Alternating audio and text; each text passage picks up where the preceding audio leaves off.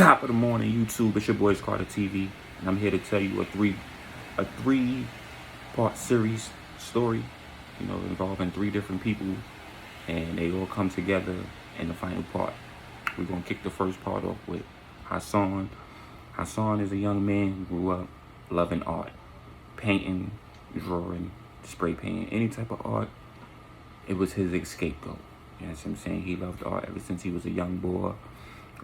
He got into it when he was in elementary school. He started drawing, starting to trace over certain things, and it's just something he grew naturally to do.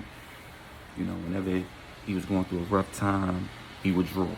He'll create little cartoons for his friends, and shit like that.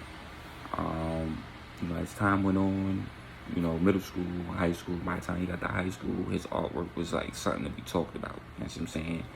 He was trying to get himself involved in a lot of art competitions during high school, trying to get a scholarship to an art school. When he was like in a bad mood, he would go out, spray paint, tag, you know what I'm saying? He would do shit like that. But it always evolved around art. You know what I'm saying? That was his passion. That was his thing. That was his hobby. That's his go-to. But over the years, he also has been dealing with the lack of support. You know what I mean? The lack of support from friends, families, and even when he was dating, he didn't get as much support. People who didn't believe in artwork or who didn't see art as like something you could get money from, they didn't support it. You know what I'm saying? So he will always get a lot of backlash, like, oh, art ain't gonna do it for you. Be a ball player or write even music, They would tell him art is not it. You know what I mean? They would downplay his artwork. Oh, that's all right. But the same people that downplay his artwork be the same people who asking him to do like a sign, you know what I'm saying? A design for them, or just draw a tattoo for them. The same people that downplay you, the same people that want your help at the end. So, in the midst of all of that, he kept pushing with his artwork. He kept doing it. He kept driving. He kept joining, these little competitions here so he can get himself out there. He created Instagram, Facebook, and all that for his artwork. He started freelancing right after high school.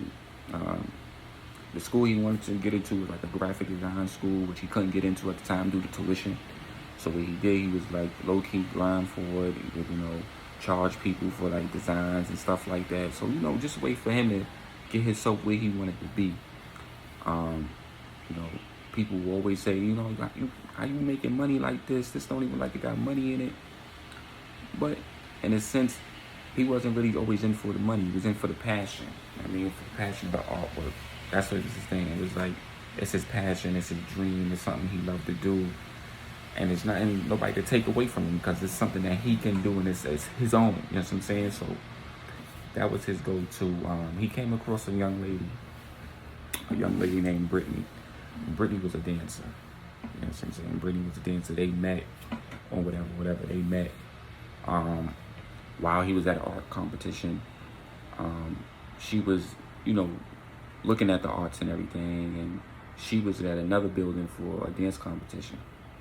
They met and, they spoke a little bit and, they kind of made a little friendship after that. After that, Hassan didn't really see her again, but they always spoke like due to social media or if they see each other at an event, they spoke. Hassan's situation involving him to go to school where he had met up with a couple friends. A couple friends was discussing it, and he was telling them, like, yo, I'm having a situation, I'm trying to get in school, I'm also trying to pay rent. So what happens now is they put Hassan into a little move where he can get some money. Right? They put him onto a little move. Now this little move was to get him some bread every now and then. Some of it was stealing, some of it was scamming.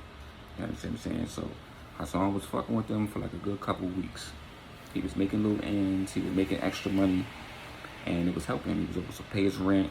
He was also putting money away for school. You know what I'm saying? He was doing it for a good purpose. He wasn't doing it to be bad. He was doing it for a good purpose. Pay for school, keep his rent, keep a roof over his head, keep food on his stomach, clothes on his back. Now, what happens now is, after a few weeks of doing this with him, they felt like they was comfortable enough to invite him to do a major job. When I mean a major job, it was like a bank robbery job. And boy wasn't with it at first. Boy was like, nah, I can't. It'll fuck me up. I can't go to school. I'll go to jail. I'll get caught up. So the dude who was in charge of everything felt like he was a liability. They felt like he was a liability.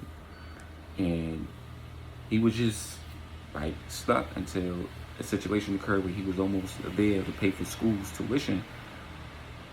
And he was like, I really need this money. So he convinced himself to do it. The dude didn't really trust him at the end of the day. So what happens now is they do the job. It was a certain time where everybody had to play a part. Now, what Hassan decides to do, if he felt like the shit was going to go left, he needed an alibi. So at the time of the stuff was going down, Hassan was at a convenience store talking to an old classmate. He was talking to an old classmate. He was on camera. They was talking up for a good 5 minutes. So when he noticed 5 minutes time done passed, he's like, all right, you ready to get up out of there. He bought something. He spoke 5 minutes, and then he got up out of there. Then he headed to the job where it was going down. And what happens now is they do the job. He make his ends meet. The boss was mad afterwards, like, oh, we almost got caught because you ain't show up. What was going on with you? You told the cops something. Cops is coming too fast. So what happens now is cops, one of them have left, I guess, like a fingerprint or something back at the scene. Cop found it, traced it back to one of the homies. The homies told everybody that was there. Boom. End that story. The part two. We go to Brittany. Brittany is the dancer that Hassan had met, a few months earlier. Brittany was a dancer. She wants to go to school for dancing. She wants to get into a dancing art school. She wants to be in videos. She wants to, perform. She likes to dance. That's her thing. That's her itch. You know what I'm saying? Brittany also herself was in a situation where it was like she needed to make money, because she wanted to start her own art school. Her own dance school. I said art. Her own dance school. She wanted to start her own dance school. She had a perfect building she wanted to use. She just needed the money, and she just needed, whatever the leftover money she'll use, she'll buy for the class. She's talked to her friends. Her friends ain't really support her doing, dancing because they didn't really bring her money. Her friends was into chasing rich dudes. And what happens now is they tell Brittany, it's like, yo, you should, come hang with us. Come meet some of these rich guys. They'll pay your way, everything. Now, these girls didn't have their own goals. All they know is fuck a rich guy, get money, and spend the money on unnecessary, expensive shit. That's what women do. So that's what they was about. And Brittany wasn't with that. But she needed money. You know what I'm saying? So what happens now is Brittany decides to take them up on their offer and go out with them. They go out to one of these little rich underground sex parties where it's only white people. And they're doing drugs. They're having orgy sexes in these little underground mixes. And Brittany goes there. She's like, this shit is not my scene. Like, the girls and her two friends start doing coke. They start getting into the crowd. Brittany was just like, I'm not with that shit. So Brittany starts to wander off through the party. She sees another young lady who's in there dancing. She's in there dancing for a couple guys and everything. And she's like intrigued by this young lady. She's dancing. So lady comes over to her, was like, find what you like. And she's like, no, I like the way you work on the pole. I like to dance myself. So the lady's like, yeah, Dad, show me what you could do. So that she get on the pole and she start dancing. So the lady comes on the pole and start dancing with her. Now, it's an audience behind them because Brittany didn't know it was people watching. So they start dancing together. They start moving like they was dancing before. The one rich guy, they started throwing money at them. The girl took all the money. She was like, why you taking all the money? I was up there dancing with you. She like, bitch, this is my show. You was on my stage. Get with the program. So Brittany felt some type of way. Right after that, her friends is like, they found her at the bar drinking. She's like, you alright? Brittany gets drunk. She ends up getting drunk, sniffing a little coke. right, sniffing a little coke. She runs into the same girl again. This girl is talking to one of the white guys that was seeing her dancing, and he seen Brittany, who was drunk, and he was telling Brittany, like, you should come with us to the room. Basically, the guy wanted a threesome. The girl really wasn't with it. But the dude was like, I'll give both of y'all $100K each if, y'all let me fuck both of y'all at the same time. So the girl was like, if I can't have both of y'all, I just give you $50K and go about my day. So the girl was like, fuck. So Brittany was drunk, was like, I'm not doing no threesome. She was like, bitch, you better come on and get this money. She was like, no, you played me last time, da da da. He said he's giving both of us $100K, like, come on. So Brittany thought about it, like, fuck it, I need the money. So they go in, the dude sets the money down, right? Sets the money down. The girl who seen that he put the money down already, she ends up clobbing the old head right in the back of the dome, knocking him out, right? Knocking him out and trying to take all the money. Brittany was like sober enough to catch her, and when she was trying to catch her, the girl like bum rushed, but Brittany tripped her. The girl fell. Some of the money fell out. The old guy was like knocked out, like he was bleeding from the back of his head. So what the girl decided to do was she was gonna take all the money, but Brittany was like, nah, not this time. And they get into tussling, and Brittany took her half of the money and then some and got up out of there. The girl then reported to the police what happened. Brittany gets locked up, which she pays for her own lawyer, and it's a whole case behind it. Now we moving on to the last part of the story. We come across Trevor. Trevor is a lawyer. He was a nerd in school. Nobody really wanted to fuck with him. Nobody really believed in him. Trevor, he was one of them dudes who you would look at and be like, nah. You know what I mean? Not knowing he was from the hood, he was well presented, carried himself very differently.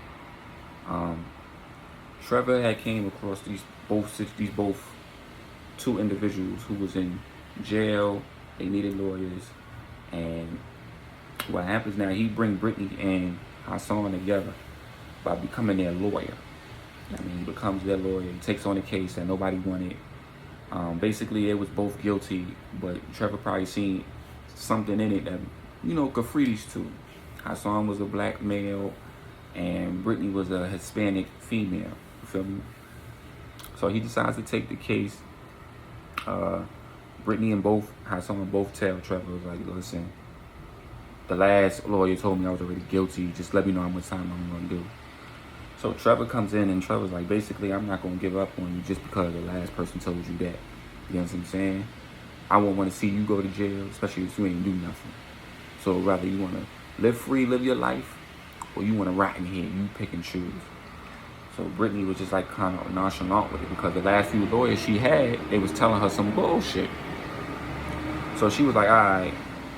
She was like, Brittany, I see that you ain't got no rap sheet. You're in school. You want to be a dancer. Why would you want to take this rap for? Why would you want to do two, 3 years, maybe more for something you didn't do? She was like, what happened? She was like, I went to a party. I got drunk. A man came up to me with another young lady and offered money to have sex with him. And I agreed.